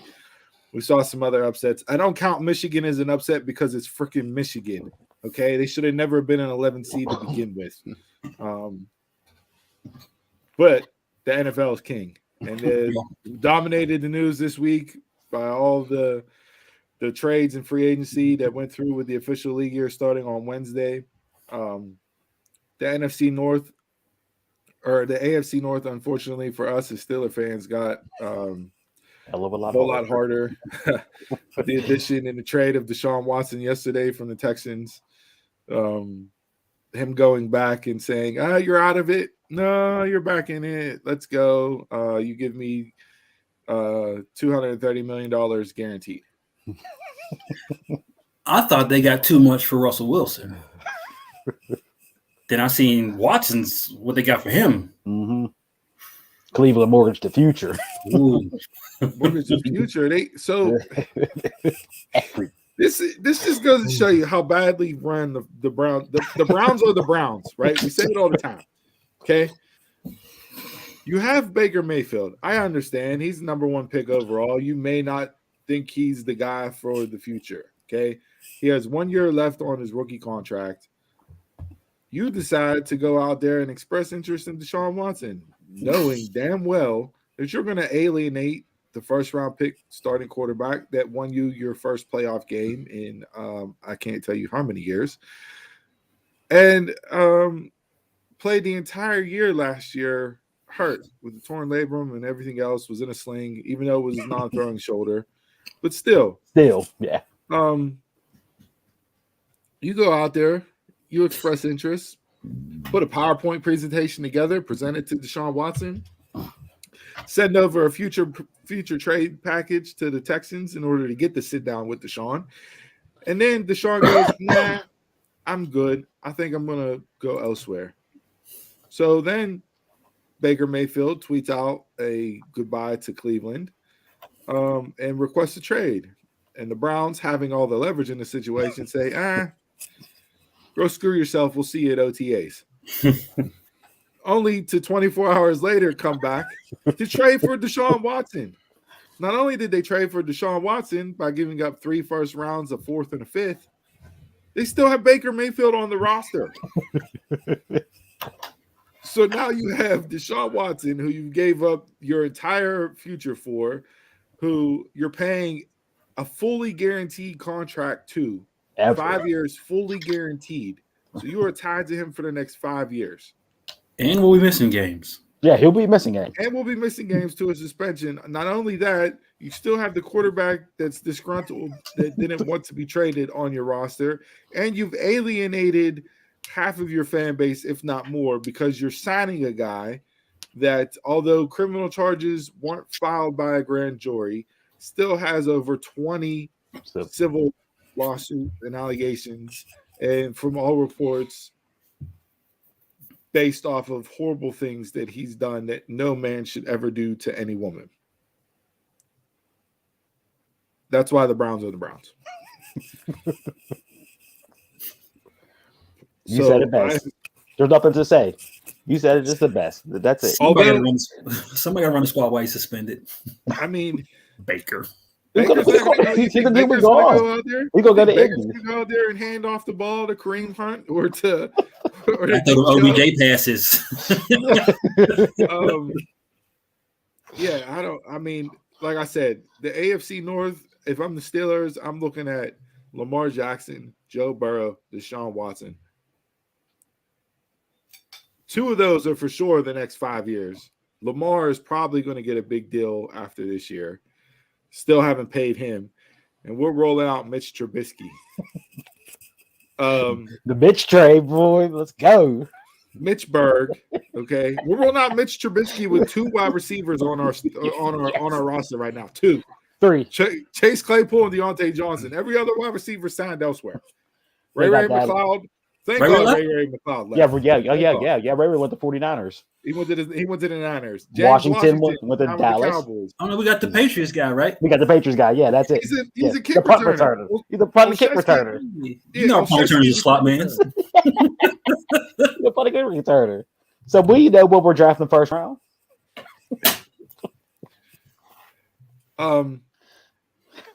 They need to. I love what they've done so far, free agency, Steeler wise. You've beefed up your O line. You brought in a corner. You know, signing Miles Jack was good. Yes. You still have $26 or $27 million somewhere around there in cap. Go sign the Honey Badger. Bring in Tyrann Mathieu. Because the only way you're going to win in this division is to play above and beyond out of this world defense and, you know, score 13 to 16 points a game. So Mitch can do that for you.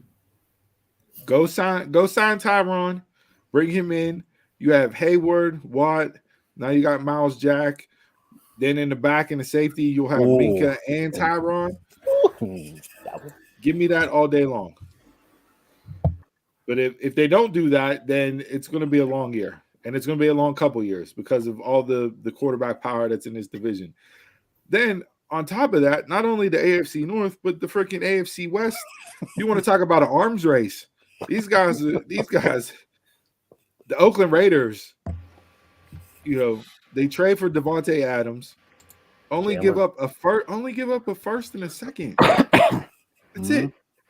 Now you paid the man. Don't get me wrong. You signed him to a new deal. You paid him, but you only had to give up a first and a second to Green Bay for arguably the best wide receiver in the league.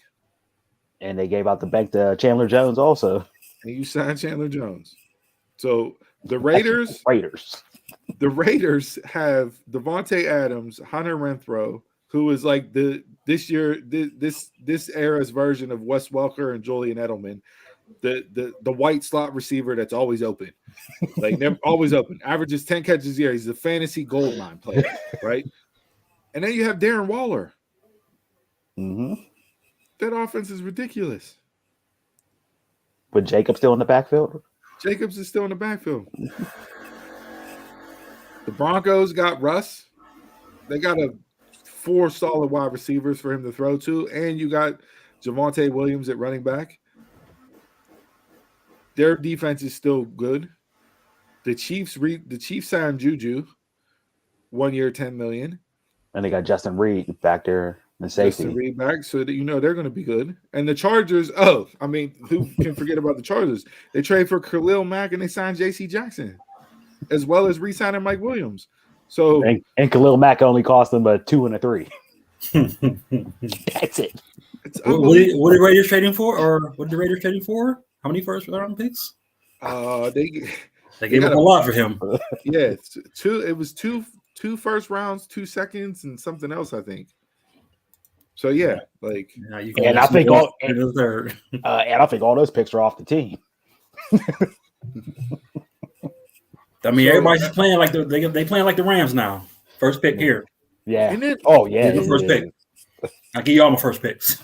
not only that, but I think the biggest, the most fascinating move to me out of everything for free agency wise, teams had to be under the cap number by, I think it was 4:00 Wednesday, right?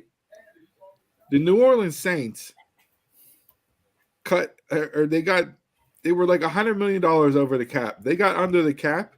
They didn't cut one single player. They restructured everybody's a deal. contract. Voidable years, signing bonuses, everything else. They didn't cut nobody. Backloaded it, all that stuff. Yeah, signing bonuses will be the main thing. So they kicked everything down the can. So who's your Kicked the quarterback? can down the road, as they say. Taysom Hill. So it's just, I mean, there's still players out there. Oh, there's a lot of players out there. that need signed. The Steelers definitely have to go out and get a wide receiver. I don't care. Bring in Jarvis Landry. Talk to OBJ. Like, you need, to me, Landry would fit really well because Yes, you he have would. Deontay, Landry, and Claypool. That's a solid three. You can draft one or two, maybe sign another possession receiver or somebody, to play your fourth or fifth wide out. But man, like, So you go from Harden and Ben Simmons to the NFL like a hold my beer. yeah, exactly. Hold my beer. Exactly. Yeah, and so Brady came back. Yeah, oh yeah, Brady came back. And Atlanta and Tampa signed Russell Gage, which is a sneaky signing wide receiver wise because he was really good in Atlanta. So now, they go back. They have Godwin, Evans, and now Russell Gage. So they're reloaded wide receiver wise. They're stacked again. It's just It's going to be an interesting year. It's the NFL. This has been probably the most fun offseason that I've seen In a while. for the NFL. Mm-hmm. Like, especially being a Pittsburgh fan because we never had this much money for a cap. No, we actually made deals and signed people. Mm-hmm. So I love getting the transaction news on my feed and just be like, who is this guy? Mason Cole, who's but apparently Cam Hayward's been out there recruiting people. So he talked to Miles Jack. I know Miles talked a lot about Tomlin and Flores' impact with him signing right away. Mm-hmm. Cam's been out there recruiting people. Daniels guard. Yeah. Like, who was he? Him over. Yeah. Who was he? So I think at 20 for the Steelers now, the only thing that concerns me, and I don't know if he's going to be there, but if it gets close, is because you're looking at the quarterbacks that you're looking at in the AFC North, if you try to take a reach and keep up with the Joneses and you take Malik Willis in the first round.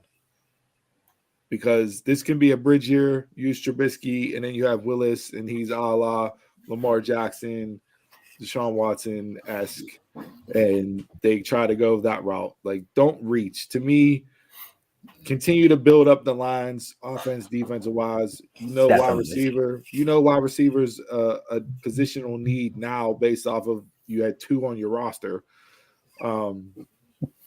and go from there. But don't reach for a quarterback. Go with Trubisky. Keep him and Rudolph. Next year you can draft the quarterback. You let Mason walk. You keep Trubisky for his second year of his deal, and then you go from there, and hopefully you find the guy to be your franchise quarterback moving forward. Because you need one now. With the arms race in the AFC, you need one. So, yeah. This is going to be so the AFC is so stacked with the young quarterbacks in the AFC is unreal. Yeah. It is unreal. I mean, even the older ones. Like, Russ is only 33, so he's going to be in Denver for another 5-6 years. Because most quarterbacks are playing until they're 38, 39, 40 now. So Mahomes, Herbert, Watson, Just the Lamar, AFC North alone, like Lamar, Burrow, Josh Allen, Derek Carr still got some fight in him. Whoever goes to Indy, possibly Baker. the Indianapolis Colts have signed nobody, and they have like $65 million.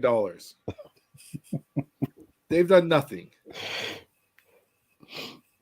So just really, I don't know. But so March Madness continues. Second round matchups today bursts into the Sweet 16. Games have already tipped off for the day, today and tomorrow. So we'll see where the Sweet 16 lies at the end of the weekend here. Not a whole lot of madness. There was some as far as upsets go. Like I said, Kentucky losing was a big one. That dude on St. Peter's, man, the white dude with the little stash and the fro, he was out there killing them, banging threes. Like, yeah, he was a problem. But I think for the most part yesterday, I know Iowa State upset LSU. Yeah, it was pretty chalk. Notre Dame won. Yesterday was pretty chalk. Mm-hmm. I think a lot of people had Notre Dame over Alabama in their bracket to begin with. So, yeah, we'll see what today happens. Maybe there'll be some bigger upsets today. So did everyone do a bracket? I did not this year, unfortunately. I filled out one to enter in Pat McAfee's bracket Bonanza 2.0, but the bracket that I filled out was a chance to come in dead last to shadow Tone Diggs for a day on the show. So I literally have 4 16 seeds in my final four. Every higher seed won all the way through, which kind of screwed me because of some of the games where higher seeds won. But so basically, to win, your bracket had to bust on the first day.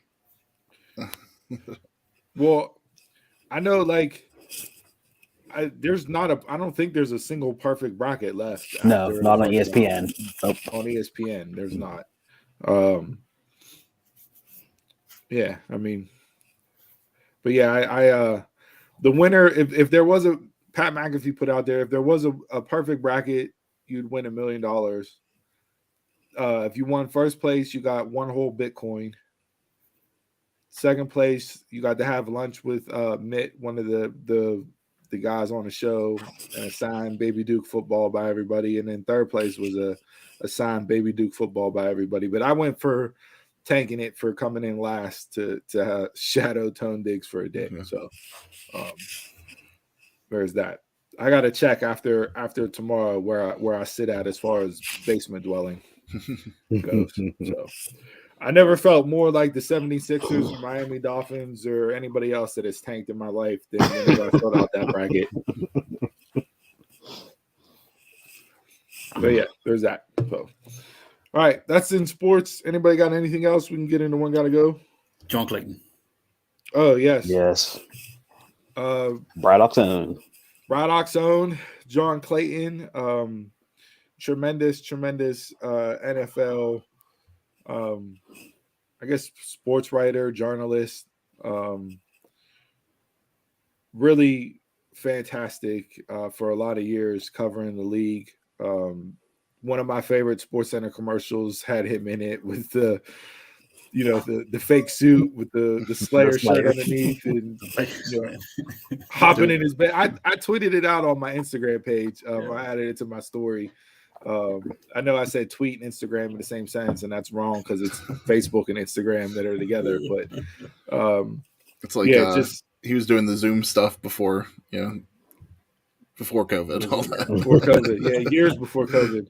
But yeah, no, thoughts and prayers to him. He was just on. He still went on the Fan PM show here locally on a weekly basis and talked Steelers and everything else. And he was just on earlier this week. So when news came that he passed away, I think it was it Thursday or yesterday? Friday. Yesterday. Yeah. I was a little surprised that, and maybe I haven't been on social media yet today to see the NFL Network, ESPN, I didn't see anything from any of those social media accounts. So I don't know if they did anything today. I think somebody that was in the business for as long as he was, as much as he gave to the business, should get some flowers sent their way. And he's in the Hall of Fame, right? Yeah, the sports writer report. Yeah. They did on Sports Center this morning. They did a nice little segment with him. All right, so there it goes. But another local legend gone. Passed away. So thoughts and prayers to his family and that. It was just unique in his, like I said, his knowledge and everything else. But being from Braddock, and he was a true proud Pittsburgher. You heard him whenever he talked about it. It talked about his upbringing and everything else. He was definitely black and gold 412 through and through. So there's that. Anything else? Nope. All right, let's get into One Gotta Go.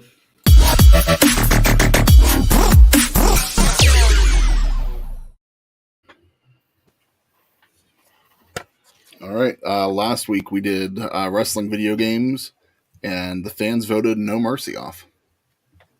So the highest voted ones were actually the Nintendo 64 games, WCW NWO Revenge and WWF No Mercy. So I was kind of surprised. All those friends, man. All them young people. It's all, I was going to say, it's all the young kids voting on.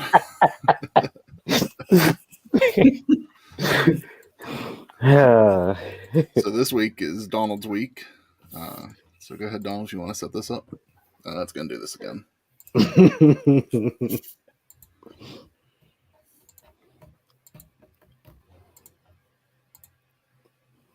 There we go.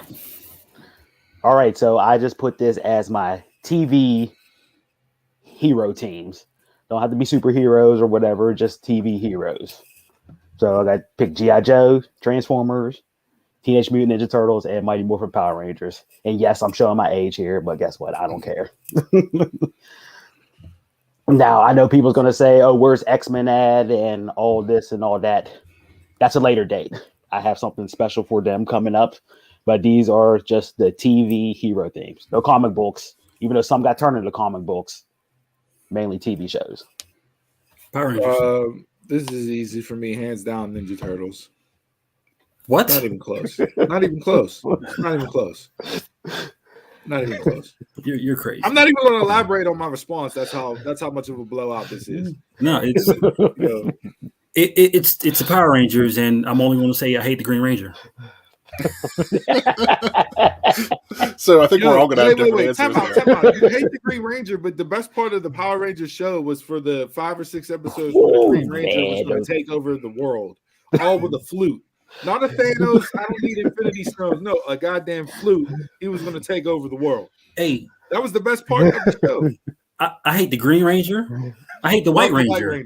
You love the White Ranger. I hate the White Ranger. I hate Jason Frank David Todd, whatever the fuck his name is. This is documented. It is like documented. Power Rangers gotta go. Signed, sealed, delivered. Oh wait, hold on. I'm sorry. I screwed up. You played the game wrong. I'm an empty. I got the game wrong. Ninja Turtles was my favorite, so they're staying. We've only played this game for how many years? I know. Every week. This morning, a little tipsy. I saw Power Ranger. I saw Ninja Turtles, and I'm like, "There's no way they're gonna go." And I hyped them up, but I did it in reverse. So I apologize. That's my fault. Okay. Out of this list, the one got to go for me is. I'd say Transformers. No, You was gonna say Power Rangers. I was gonna say Power Rangers. I'm trying to think. Come on, man. Bring it. Come on, say it. Power Rangers. Say you hate the Green Ranger. You just say it. It's festering to you. I'll go Power Rangers. I'll go Power Rangers. You can't get rid of G.I. Joe because of the inspirational messages at the end of each show. Can't do that. I think the internet has ruined those informational messages. Well, yeah, they have now. But I don't even know them anymore. Yeah. Transformers, Optimus Prime is one of my favorite TV characters of all time. And I'm not getting rid of Trans. Yeah, I'll go Power Rangers. My cousin's going to kill me for that, but I'll go Power Rangers. Oh, Power Rangers and Turtles, they ain't going anywhere from me. That was my childhood, was those two shows. Toys, shows, everything. You had the comic books. For me, I'll just go off of what I watched the least, and that was G.I. Joe. I mean, watched G.I. Joe and Transformers, but I was never You a huge G.I. Joe un-American, fan. unpatriotic son of a. When my You parents get didn't rid turn of it on for me, I America's don't know. heroes. You never had G.I. Joes? I mean, I had some G.I. Joe toys, but I had more Transformers, Turtles, and Power Ranger toys than I had anything else. So It says American heroes. They're American heroes. You G.I. don't. Joe. And you can get them off the show.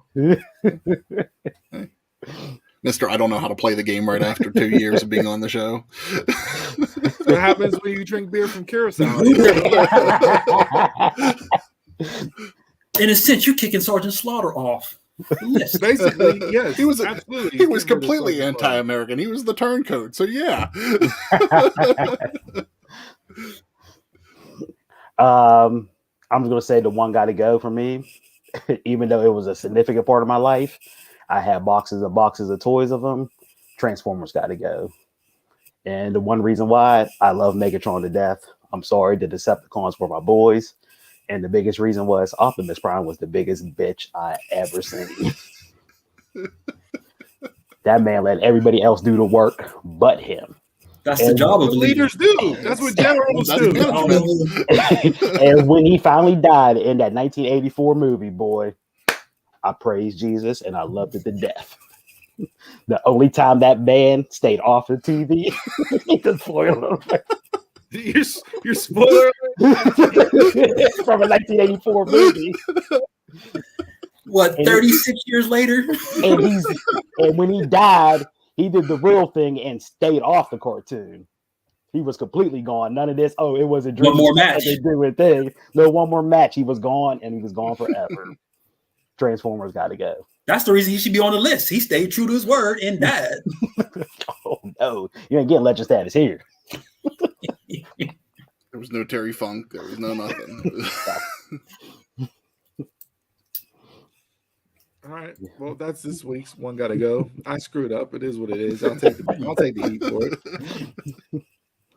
Final thoughts? Yep. Let's go.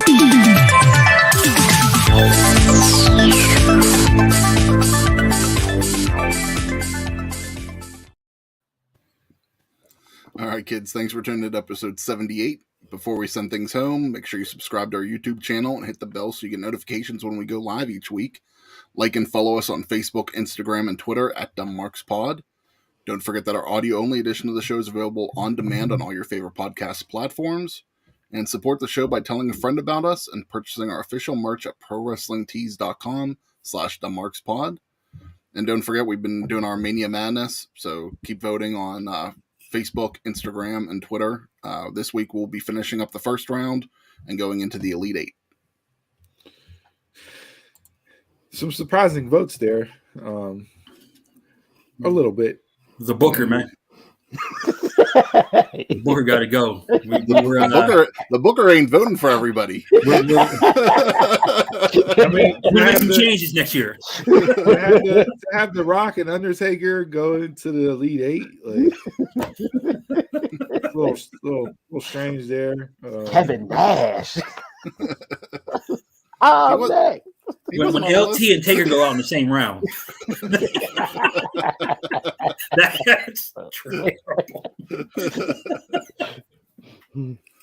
All right. Anybody got anything else? Wrap up the show.